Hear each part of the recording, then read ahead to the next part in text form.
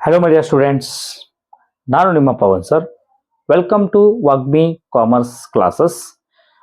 ಇಂದು ನಮ್ಮ ಚರ್ಚೆಯ ವಿಷಯ ಬಿಕಾಮ್ ಥರ್ಡ್ ಸೆಮಿಸ್ಟರ್ನ ರಿವೈಸ್ಡ್ NEP 2025-26 ಪ್ರಕಾರ ಕಮರ್ಷಿಯಲ್ ಅರ್ಥಮೆಟಿಕ್ ಹಾಗೂ ಅದರ ಸಿಲೆಬಸ್ ಈ ಕೆಳಗಿನಂತಿವೆ.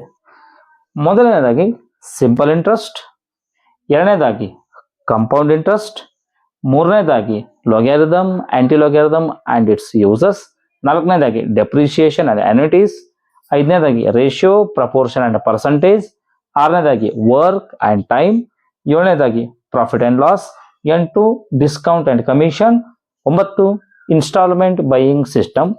ಈ 9 ಚಾಪ್ಟರನ್ನು ನೀವು ನಿಮ್ಮ ಬಿಕಾಮ್ 3ನೇ ಸೆಮಿಸ್ಟರ್ನಲ್ಲಿ ಅಭ್ಯಾಸ ಮಾಡಲಿದ್ದೀರಿ. ಧನ್ಯವಾದಗಳು.